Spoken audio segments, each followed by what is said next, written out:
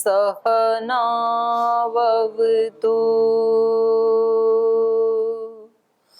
सहनौ भुनक्तु सह वीर्यं करवावहै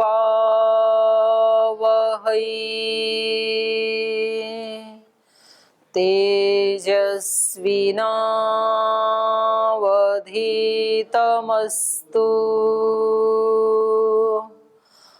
मा विद्विषावहै। ओम शांति शांति शांति।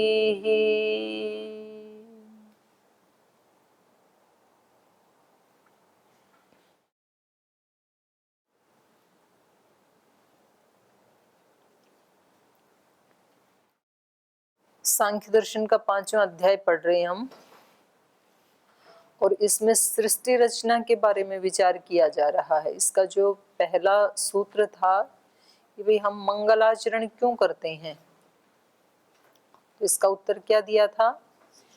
एक तो शिष्टों का आचरण है ये, मतलब ये था ना कि भाई जैसा कर्म करेंगे वैसा फल मिलेगा, तो उसमें मंगलाचरण क्यों करना, तो इसलिए करना चाहिए। एक तो ये शिष्ट व्यवहार है।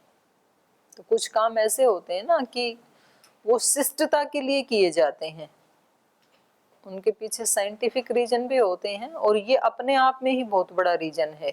व्यक्ति को व्यवहार कैसा करना चाहिए? शिष्टता का ही करना चाहिए। तो शिष्टाचारात, दूसरा फलदर्शनात्, दूसरा ये है कि ये मंगलाचरण आदि करते हैं, इसका फल देखा जाता है।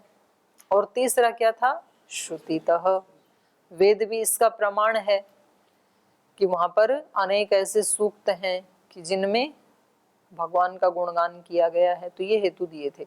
तो वहां से श्रुति को उठा करके इन्होंने फिर एक प्रसंग चलाया कि ईश्वर की इसमें क्या आवश्यकता है, ईश्वर को मानने की। तो ये बात चली कि भाई ईश्वर को तो मानना ही पड़ेगा, क्योंकि वो तो इस सारी सृष्टि का सृष्टा है। तो बोले ईश्वर ही यदि सृष्टा है तो फिर प्रकृति को मानने की क्या जरूरत है? तो बोले नहीं, प्रकृति जो है वो तो उपादान कारण है और ईश्वर निमित्त कारण है। तो फिर इन्होंने कहा कि ये एक लंबा प्रसंग चला, पूरे को नहीं दोहराऊंगी, जहां हमने छोड़ा था वहां मैं आ जा रही हूँ। यहाँ तक आते आते इन्होंने कहा कि सृष्टि की रचना में प्रकृति उपादान कारण है, ईश्वर निमित्त कारण है, और हमारा जो कर्माशय है वो हमारे सुख दुख आदि की संवित्ति का कारण है। सृष्टि बना दी भगवान ने, लेकिन हमारे लिए वो सुखदायी होगी दुखदायी होगी, हमें क्या क्या मिलेगा, उसमें निमित्त क्या है? हमारा कर्माशय, धर्माधर्म। तो इन्होंने यहाँ पर 28 नंबर से पहले जो 28 नंबर की अवतरणी का बनाई थी, तो ये कह रहे थे कि 21वें सूत्र में श्रुति और लिंग के आधार पर धर्म आदि की जगत निमित्तता को प्रमाणित किया गया। माने धर्म आदि जो कर्माशय है वो भी जगत की रचना में निमित्त बनते हैं। किसी व्यक्ति को कैसे स्थान में, कैसे लोगों के बीच में जन्म मिलेगा, उसके लिए वो सृष्टि कैसी होगी, जिनके बीच में पैदा होगा उसके लिए तो वही सृष्टि है ना। तो उसमें क्या है? धर्म निमित्तता, उसका धर्म या अधर्म भी उसमें निमित्त है। इस बात को प्रमाणित किया गया। तो यहाँ पर श्रुति और लिंग की बात जो की थी 21 नंबर में, तो लिंग का मतलब है अनुमान प्रमाण। अनुमान प्रमाण से जाना जाता है ना, एक व्यक्ति संसार में सुखी है, एक दुखी है, एक सर्वांग संपन्न है, एक कुछ विकलांग है, तो अनेक अनेक जो विविधता देखी जाती है, तो ये अनुमान प्रमाण से ये जाना जाता है कि उस व्यक्ति का धर्माधर्म ऐसा रहा होगा। इसको लिंग प्रमाण कहते हैं, अनुमान प्रमाण कहते हैं। लिंग का अर्थ ये है। तो अब ये कह रहे हैं ये जो अनुमान प्रमाण है और जिसको हम लिंग कहते हैं, ये न सकृत ग्रहणात् संबंध सिद्धि। एक बार कोई दो चीजें साथ साथ दिख जाएं तो इतने मात्र से संबंध की सिद्धि नहीं होती। संबंध सिद्धि मतलब व्याप्ति। जैसे एक बार अगर किसी ने धूम और अग्नि को साथ साथ देखा तो इतने मात्र से व्याप्ति नहीं बनेगी। सकृत मतलब एक बार, और न सकृत मतलब केवल एक बार नहीं, एक बार देखा इतने मात्र से व्याप्ति नहीं बनती है, बार बार देखने से भी व्याप्ति नहीं बनती है। व्याप्ति कब बनती है? जब एक के बिना दूसरे का अस्तित्व ही ना हो, तब व्याप्ति बनती है। जैसे अग्नि के बिना धूम का अस्तित्व ही नहीं है तो व्याप्ति बनेगी, कि जहां जहां धूम है वहां वहां अग्नि है। जैसे अनित्यत्व का और कर्तृत्व का, कृतकत्व या कर्तृत्व एक बात है, तो वहां पर कृतकत्व और अनित्यत्व इनको कभी अलग नहीं किया जा सकता। जहां जहां अनित्यत्व है वहां वहां कृतकत्व भी है, और जहां जहां कृतकत्व है वहां वहां अनित्यत्व है, तो व्याप्ति वहां बनती है। संबंध सिद्धि कहाँ होती है? जहां एक के बिना दूसरा रहता ही नहीं है वहां बनती, ये कह रहे थे ये। तो ये बीच में ये प्रसंग तो चल रहा है सृष्टि का, और उसमें हमारे धर्माधर्म जो कर्माशय है उसका कैसे कैसे विचित्र विचित्र फल भोग मिलते हैं, वो सब चल रहा था। तो ये जो लिंग प्रमाण आया था बीच में, श्रुति लिंग ऐसे आया था जो 21वें सूत्र में, इसके बारे में ये थोड़ा सा समझा रहे हैं बीच में, व्याप्ति के बारे में, लिंग के बारे में। ये आया था ना, श्रुति लिंगादि विस्तत सिद्धि ही 21 नंबर सूत्र में आया था ना। तो श्रुति, श्रुति का मतलब शब्द प्रमाण, और लिंग मतलब अनुमान प्रमाण, और आदि से ले लिया प्रत्यक्ष प्रमाण। तो ये था कि संसार में जो कुछ भी सुख दुख ऊपर नीचे जो भी देखा जा रहा है, तो उसके लिए प्रत्यक्ष प्रमाण भी है, अनुमान प्रमाण भी है, शब्द प्रमाण भी है। प्रत्यक्ष भी हम देखते हैं, जो भला करते हैं उनके जीवन में भला होता है, बुरा करते हैं बुरा होता है, ये प्रत्यक्ष भी देखा जाता है। अनुमान प्रमाण से भी पता लगता है कि भाई इन्होंने ऐसा किया है, इनको ये मिल रहा है, तो इन्होंने जरूर, जैसे कोई व्यक्ति परीक्षा में प्रथम स्थान पे आ रहा है तो अनुमान प्रमाण से पता लग रहा है कि उसने पढ़ाई की होगी। और तीसरा श्रुति, शब्द प्रमाण से भी यही पता लग रहा है हमें। तो यहाँ अनुमान वाले को ये थोड़ा सा आगे बढ़ा रहे हैं। व्याप्ति क्या होती है वो हम पढ़ रहे थे। तो इन्होंने 29 नंबर सूत्र में बताया था, नियत धर्म साहित्यम उभयो एक तरस्य वा व्याप्ति। व्याप्ति किसको कहते हैं? नियत धर्म साहित्यम, नियत धर्म से सहित जो होती है। नियत धर्म माने एक के बिना दूसरा ना रहे, उनका नियत है ये कि जहां जहां धुआं होगा वहां अग्नि जरूर होगी, ये नियत है। जहां जहां अनित्यत्व होगा वहां वहां उत्पत्ति धर्म या कृतक धर्म जरूर होगा, ये नियत है। तो नियत धर्म साहित्यम उभयो एक तरस्य वा, या तो दोनों ऐसे होंगे या उनमें से एक होगा। जैसे अग्नि और धूम में से एक धूम ऐसा है जो अग्नि के बिना नहीं रह सकता है, अग्नि तो रह सकती है। और यहाँ पर अनित्यत्व और कृतकत्व में दोनों ऐसे हैं जो दोनों एक दूसरे के बिना नहीं रहते हैं। तो कहीं एक कहीं दो जो धर्म हैं जो एक के बिना नहीं रह सकते हैं, उसको व्याप्ति कहते हैं। फिर आगे कहा, न तत्वांतरम वस्तु कल्पना प्रसक्ते। इन्होंने कहा था कि ये जो व्याप्ति है ना, ये न तत्वांतरम, ये कोई नया तत्व नहीं है। मतलब अग्नि, धूम और व्याप्ति, तीन तत्व नहीं है वहां पर, दो ही तत्व हैं। अग्नि है, धूम है, धूम को ही व्याप्ति कह देते हैं। तो कह रहे हैं न तत्वांतरम, कोई तत्वांतर नहीं है, कोई तीसरी चीज नहीं है वहां पर, बल्कि वस्तु कल्पना प्रसक्ते, व्यर्थ की वस्तु की कल्पना की प्रसक्ति होने से। अगर आप तीन मानोगे ना तो कोई व्यर्थ की तीसरी वस्तु व्यक्ति के ध्यान में आने लगेगी। दो को तो हम जानते हैं, धूम को भी जानते हैं, अग्नि को भी जानते हैं। अब कहा इनकी व्याप्ति, तो व्यक्ति के दिमाग में आता है कि कोई तीसरी भी चीज है। तो कह रहे हैं ये व्याप्ति जो है ये कोई अतिरिक्त तत्व नहीं होता है।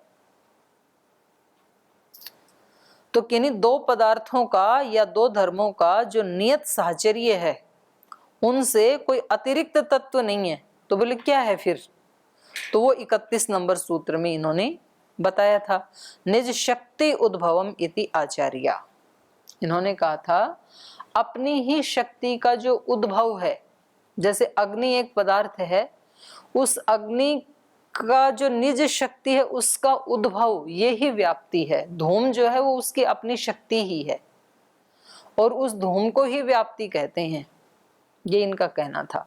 तो इन्होंने इस सूत्र में हमें बताया था कि यहाँ पर निज शक्ति उद्भवम, अपने स्वाभाविक शक्ति का प्रकट होना, पदार्थों की अपनी जो स्वाभाविक शक्ति है अग्नि आदि की, या उसके जो अपने स्वाभाविक धर्म हैं और उनका जो स्वाभाविक साहचर्य है, उसी को ही व्याप्ति कहते हैं। ये कोई तत्वांतर नहीं है। पदार्थ या धर्मों की, किसी पदार्थ की या किसी धर्म की निज सहज शक्ति की अभिव्यक्ति उन वस्तुओं का या उन धर्मों का साहचर्य है। किसी वस्तु या धर्म में यह सहज स्वाभाविक सामर्थ्य रहता है कि वह किसी का कारण या किसी का कार्य हो। जैसे धूम में स्वाभाविक ही ये शक्ति है कि वो अग्नि का कार्य है, और अग्नि में स्वाभाविक ही ये शक्ति है कि वो धूम का कारण है। ठीक है, तो ये कह रहे हैं कि उसमें स्वाभाविक सहज ही कोई ऐसी शक्ति होती है कि वो किसी का कारण या कार्य हो, या किसी का प्रयोजक हो, या किसी का प्रयोज्य हो। तो ये चीज बनाने से नहीं बनती है, ये उसका अपना स्वभाव है। किसी ने बनाया नहीं कि अग्नि कारण है और धूम कार्य होगा, या धूम कार्य है अग्नि उसका कारण है, ये किसी ने नहीं बनाया, ये उसकी अपनी सहज शक्ति है। अब बीज कारण है और वृक्ष या अंकुर उसका कार्य है, तो ये किसी मनुष्य ने थोड़ी बनाया है, तो ये उसका अपना सहज नियत धर्म है। ये उसके मनुष्य और मनुष्यत्व, तो ये किसी ने बनाया थोड़ी, ये मनुष्य का अपना सहज धर्म है, मनुष्यता। ठीक है, तो यही कह रहे हैं कि यह चीज बनाने से नहीं बनती, ये वस्तुओं का अपना स्वभाव है, और यही वस्तुओं के साहचर्य के नाम से कहा जाता है। इसको क्या कहा जाएगा? वस्तुओं का साहचर्य। वस्तुओं का साहचर्य मतलब जैसे कोई सच्चा आदमी है, सत्य बोलने वाला, तो सत्यता उसका साहचर्य है, स्वाभाविक उसके साथ ही रहेगा। कोई व्यक्ति सचरित्र है तो सचरित्रता उसका स्वाभाविक गुण है, उसके साथ ही रहेगा, उसको कभी हटाया नहीं जा सकता उस व्यक्ति से। तो ऐसे वस्तुओं का अपना एक सहज धर्म होता है, एक साहचर्य होता है। यही वस्तुओं के साहचर्य के नाम से कहा जाता है, क्योंकि कोई कार्य या प्रयोज्य अपने कारण या प्रयोजक की उपेक्षा करके अपने अस्तित्व का लाभ नहीं कर सकता। जैसे धूम जो है वो अग्नि की उपेक्षा करके अपना आत्मलाभ नहीं कर सकता। धूम रह ही नहीं सकता अग्नि की उपेक्षा करे तो, अग्नि के बिना उसका अस्तित्व ही नहीं है। तो आगे तो ये इसका बस विस्तार है, सूत्र का अर्थ तो इतना ही है कि ये एक जो वस्तुओं का अपना ही स्वभाव होता है, उनमें क्या होता है, कारण और कार्य में एकत्व होता है, जिसको स्वामी जी बोलते हैं 3 शब्द, एकत्व, सह अस्तित्व, सामंजस्य। सामंजस्य को विश्व बंधुत्व आदि कह देते हैं। तो ये 3 चीजें स्वाभाविक ही हैं मनुष्यों में, उसको हम हटाने की कोशिश करते हैं तब हम आफत में पड़ जाते हैं। और उसी का निर्देश वेद ने किया, संगच्छध्वम संवदध्वम आदि जो संगठन सूक्त है ना, तो मनुष्य में क्या है, एकत्व है, सह अस्तित्व है और सामंजस्य है, हार्मनी है। ये उनका अपना स्वाभाविक गुण है, उसी से ही वो स्वाभाविक रहता है, उसको हटा देता है तो नहीं रहता है स्वाभाविक। तो बात यहाँ पर व्याप्ति की चल रही है कि ये व्याप्ति जो है ये कोई तीसरा तत्व नहीं है। व्याप्ति आपने बहुत सुनी है ना, तो व्याप्ति एक अलग तत्व है, यह उन्हीं का ही, उन 2 में से ही किसी एक का अपना सहज स्वाभाविक धर्म है। ये बात कह रहे हैं, ये प्रसंग से आ गई है। तो अब इसके लिए पंचशिखाचार्य कह रहे हैं, आधे शक्ति योग इति पंचशिखः। पंचशिखाचार्य कह रहे हैं कि ये जो जिसको आप व्याप्ति कह रहे हैं ना, ये क्या है, आधे शक्ति योग। एक होता है आधार, एक होता है आधेय। जैसे अग्नि और धूम में कौन आधार है और कौन आधेय है? अग्नि आधार है, धूम उसका आधेय है, जो आधार के ऊपर रहता है, आधार के अंदर रहता है उसको, और इसी को व्याप्ति कहते हैं। ठीक है। आधेय शक्ति योग, आधेय शक्ति व्याप्ति है, ऐसा पंचशिख आचार्य कहते हैं। पहले विचार का सार यह है, जैसे धूम अग्नि का अनुमापक है, धूम को देखेंगे तो अग्नि का पता चल जाएगा, और धूम का साइज देख के अग्नि के साइज का भी अनुमान हो जाता है। थोड़ा सा धूम है तो पता चलेगा अग्नि भी थोड़ी है, बहुत ज्यादा धूम है तो पता लगेगा कि कहीं ज्यादा बड़ी अग्नि लगी है। तो जैसे धूम अग्नि का अनुमापक है, इस स्थल में धूम अग्नि का कार्य है, कारण अग्नि है और कार्य धूम है। कोई भी कार्य कारण के बिना अस्तित्व में नहीं आ सकता। इस प्रकार धूम का अग्नि के साथ साहचर्य अभिव्यक्त होता है, क्योंकि धूम तो कार्य है ना, और कोई भी कार्य अपने कारण के बिना नहीं हो सकता, तो उसका कोई कारण भी होगा जरूर। तो इसका मतलब है कि धूम और अग्नि का साहचर्य कैसा हो गया? नित्य हो गया। जब जब धूम दिखेगा अग्नि जरूर होगी, क्योंकि वो उसका कारण है, और कारण के बिना कार्य नहीं होता है। जब जब भी आपको संसार में कोई मूर्त रूप दिखेगा, तब तब उसके पीछे त्रिगुण जरूर होगा, क्योंकि उसके बिना वो हो ही नहीं सकता, कारण के बिना कार्य हो नहीं सकता है। तो ये यही बता रहे हैं कि ये कह रहे थे ना कि ईश्वर को मान रहे हैं तो प्रकृति को हटा दो, प्रकृति को मान रहे हैं तो ईश्वर को हटा दो। तो कह रहे हैं ऐसे हो ही नहीं सकता, कोई भी कार्य बिना कारण के होता नहीं है। तो वो उनका नियत साहचर्य होता है। जैसे संसार है तो संसार का और प्रकृति का नियत साहचर्य है। यदि उपादान कारण नहीं है तो संसार हो नहीं सकता है, क्योंकि कारण के बिना कार्य होता नहीं है। और व्याप्ति मतलब उनको कभी अलग नहीं किया जा सकता है। जब प्रलय हो गई तो संसार तो अलग हो गया, क्यों नहीं किया जा सकता है अलग? कारण रूप में रहता है, तब संसार सर्वथा नष्ट नहीं होता है। यदि सर्वथा नष्ट हो तो फिर कभी भी सृष्टि होगी ही नहीं, एक बार प्रलय हुई तो जरूरी नहीं है कि अग्नि है तो उसमें धूम कभी दिखता है कभी नहीं दिखता है। तो जब नहीं दिखता है तो सूक्ष्म रूप में होता है, दिखता है तो अभिव्यक्त रूप में होता है, पर सामर्थ्य तो है ना उसमें। तो इस प्रकार धूम का अग्नि के साथ साहचर्य अभिव्यक्त होता है, पर यह साहचर्य धूम की अपनी सहज कार्य रूप शक्ति से अन्य कुछ नहीं है। ये कह रहे हैं कि ये जो धूम की अपनी जो सहज शक्ति है, कार्य रूप, ये ही व्याप्ति है। व्याप्ति, इससे अलग कोई तीसरा तत्व नहीं है। इस साहचर्य में कार्यता की छाया दिखती है, क्योंकि यहाँ धूम कार्य है, इसलिए वह साहचर्य उसी का रूप है। इस विषय में पंचशिख का ये कहना है कि कार्यता आधेय शक्ति है, व्युत्पादन के द्वारा हम इस शक्ति का आधान करते हैं। पंचशिख क्या कहते हैं कि जैसे धूम क्या है? आधेय शक्ति है, कार्यता है, और इसको व्युत्पादन के द्वारा हम इस शक्ति का इसमें आधान करते हैं। जब तक किसी को ये बोध न कराया जाए तब तक उसमें अर्थात धूम में अग्नि की अनुमापकता नहीं आ पाती।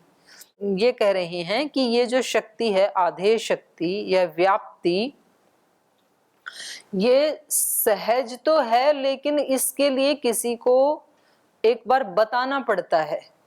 पहले किसी बच्चे को बताया जाएगा ना कि धूम है, तो जब जब ये धूम होती है तब तब अग्नि होती है, और ऐसा वो 10-20 बार देख लेगा तब उसको पता लगेगा। अगर किसी ने भी उसको नहीं बताया तब उसको पता नहीं लगेगा कि इसका कारण क्या है। धूम को वो देखेगा पर उसको ये नहीं पता लगेगा कि ये अग्नि से ही निकलती है, ये नहीं पता लगेगा। तो ये कह रहे हैं अग्नि की अनुमापकता नहीं आ पाती, अन्यथा अव्युत्पन्न व्यक्ति भी अनुमान कर ले, पर ऐसा नहीं होता।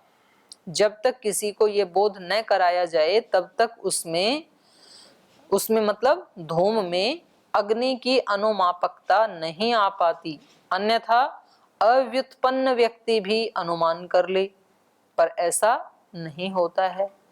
अव्युत्पन्न व्यक्ति मतलब जो अभी बड़ा नहीं हुआ है, छोटा बच्चा है और उसको किसी ने बताया नहीं, तो वो भी तो अनुमान कर सकते हैं ना, पर वो नहीं कर पाएगा।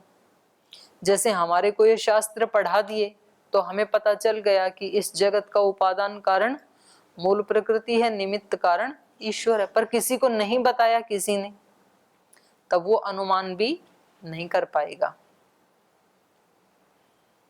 इसलिए यह मानना चाहिए कि धूम में वह शक्ति सहज नहीं बल्कि आधेय है, उसका आधान किया है किसी ने। कौन सी शक्ति? व्याप्ति शक्ति। धूम में जो व्याप्ति शक्ति है वो सहज नहीं है बल्कि वो आधेय है। वो उसके बारे में किसी को बताना पड़ेगा कि जहां जहां धूम है वहां वहां अग्नि होती है जरूर। तो कह रहे हैं उद्बोधन के द्वारा उपस्थापित कराई जाती है वो जो शक्ति है, आधेय शक्ति, वो किसी के उद्बोधन के द्वारा उपस्थित कराई जाती है और उसी को संकेत भी कहते हैं। तो सुना है ना हमने शब्द संकेत से, तो उसी को संकेत कहते हैं। तो अगले 3 सूत्रों से इसी का उपादन किया गया है। पहला सूत्र कह रहा है न स्वरूप शक्तिर नियमः पुनर्वाद प्रसक्ते है। ये कह रहे हैं स्वरूप शक्ति का कोई नियम नहीं है। स्वरूपात्मक शक्ति जो है वो स्वरूपात्मक शक्ति ही नियम है, न पुनर्वाद प्रसक्ते, पुनरुक्ति के प्रसंग से। नियम का अर्थ है यहाँ पर व्याप्ति। वो जो स्वरूप शक्ति है वही व्याप्ति है, अर्थात वह्नि में धूम की व्याप्ति ये धूम का स्वरूप ही है, ऐसा नहीं कहना चाहिए, क्योंकि इससे पुनर्वाद अर्थात पुनरुक्ति की प्रसक्ति हो जाएगी। इन्होंने क्या कहा कि व्याप्ति कोई तीसरा तत्व नहीं है, कोई तत्वांतर नहीं है, बल्कि वो जो एक तो हो गई आधार शक्ति अग्नि, एक हो गई आधेय शक्ति धूम, और उस आधेय शक्ति की ही अभिव्यक्ति को हम सहज शक्ति, उसको हम व्याप्ति कह देते हैं। तो बोले अगर धूम को ही आप व्याप्ति कहोगे तो ये पुनरुक्ति नहीं हो जाएगी, क्योंकि हम बोलते क्या हैं अग्नि और धूम की व्याप्ति। तो अर्थ क्या हो जाएगा? अग्नि और व्याप्ति की व्याप्ति, क्योंकि धूम का मतलब भी तो व्याप्ति कहा ना इन्होंने, तो कह रहे हैं फिर तो पुनरुक्ति हो जाएगी। अगर तत्वांतर नहीं मानोगे, धूम से अतिरिक्त कोई वस्तु नहीं मानोगे व्याप्ति को, तो क्या हो जाएगा? फिर पुनर्वाद हो जाएगा। धूम को भी व्याप्ति और व्याप्ति की फिर व्याप्ति, ऐसे अर्थ हो जाएगा। न स्वरूप शक्तिर नियमः पुनर्वाद प्रसक्ते।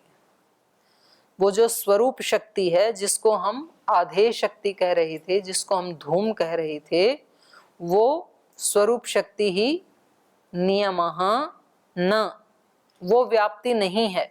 न स्वरूप शक्तिर नियमः, नियम का अर्थ है यहाँ पर व्याप्ति। वो जो धूम के स्वरूप शक्ति है वही व्याप्ति नहीं है। न नियमः स्वरूप शक्ति, नियम मतलब व्याप्ति।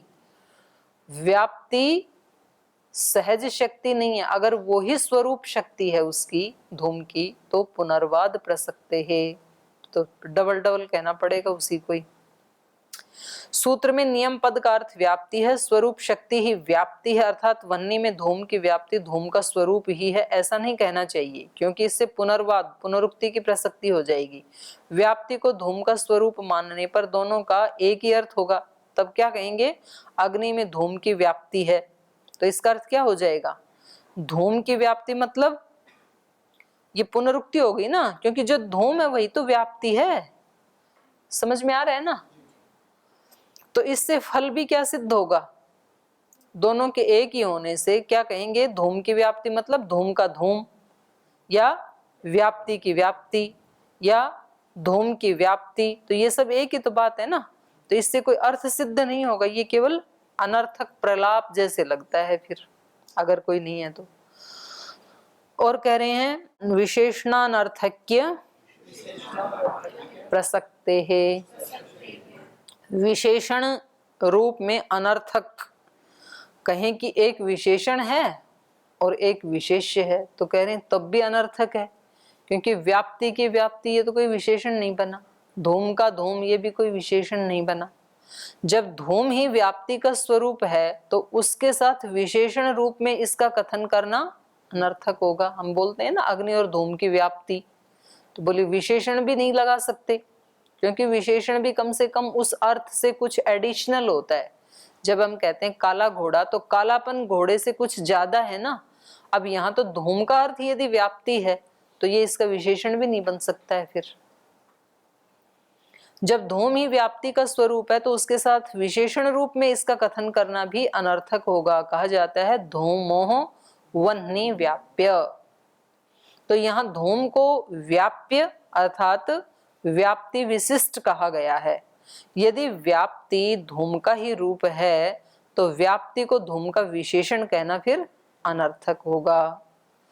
और तीसरे सूत्र से अन्य दो दोष उपस्थित होते हैं, तो ये फिर कल पढ़ेंगे। तो ये प्रसंगवश इन्होंने, ये प्रकरण तो चल रहा है सृष्टि रचना का, तो इसमें एक जो इन्होंने कहा था कि भाई ये जो कर्माशय हैं ये भी इस सृष्टि में निमित्त बनते हैं हम आत्माओं की, और इन कर्माशयों का कैसे पता लगा, किसके पाप थे पुण्य थे क्या थे, ये कैसे पता लगा। तो बोले ये प्रत्यक्ष से भी पता लगता है, ये अनुमान से भी पता लगता है और श्रुति से भी पता लगता है। तो अनुमान प्रमाण को थोड़ा सा इन्होंने बीच में अच्छे से समझाने की कोशिश की है कि हमें व्याप्ति ठीक से समझ में आ जाए, तब तो हमारा अनुमान प्रमाण सत्य अर्थों को अभिव्यक्त करेगा हमारे सामने। और यदि व्याप्ति हमें समझ में नहीं आई तो अनुमान फिर एक अंदाजा जैसे हो जाएगा। अनुमान यहाँ अंदाजा नहीं है कहा जा रहा है, जैसे लोक में तो अनुमान का अर्थ क्या होता है, एक अंदाजा, कभी वो ठीक होता है कभी नहीं होता है, पर शास्त्र में अनुमान का मतलब है बिल्कुल ठीक। तो कह रहे हैं कि प्रत्यक्ष तो प्रत्यक्ष दिखता ही है, और जो शब्द में कहा शब्द प्रमाण में वो भी हमें प्रत्यक्ष पढ़ ही रहे हैं हम, लेकिन अनुमान से जो हम जानते हैं तो उसकी हमें व्याप्ति ठीक से समझ में आनी चाहिए, तो ही हम ठीक ठीक अर्थों को जान सकते हैं, वरना तो हम भ्रमित भी हो सकते हैं। तो इसलिए ये व्याप्ति को थोड़ा सा समझा रहे हैं, तो इसको कल पूरा करेंगे।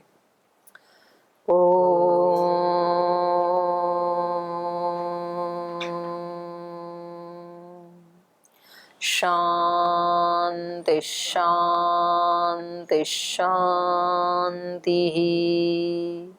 श्री गुरुभ्यो नमः।